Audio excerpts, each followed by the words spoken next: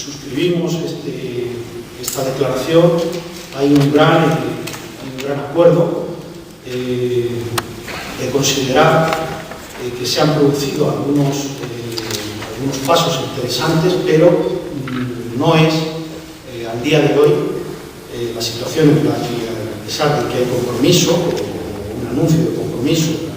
por parte del Gobierno, pero estamos prácticamente en el final de la legislatura y el texto que hay al día de hoy, desde luego, no es en absoluto satisfactorio. Y parece como que se estuviera esperando la desaparición física casi total de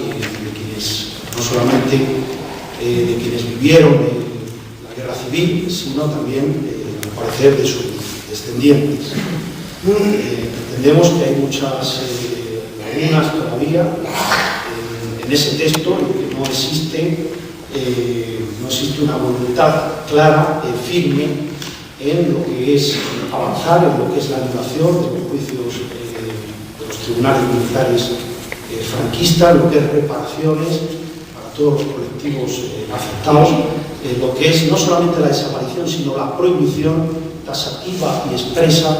de calles y monumentos que hagan mención, que hagan homenaje a quienes se sublevaron contra el régimen constitucional de la Segunda República. El lugar más emblemático sería el Valle de los Caídos, pero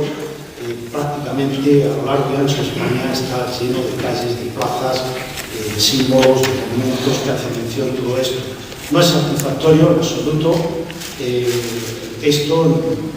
articulado de la ley con lo que han sido las víctimas del exilio, con todo lo que supone la reparación, la recuperación de nacionalidad, pensiones, etc. Y hay otros asuntos que tampoco se abordan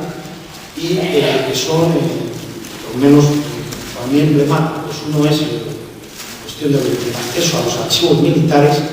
que al día de hoy siguen en poder del ejército y el acceso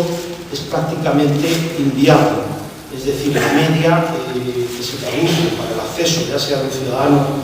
normal y corriente como para un investigador, la media de tiempo para acceder a un sumario de los archivos militares de la primera región militar de 2 y hasta de 3 años. Y esto es una situación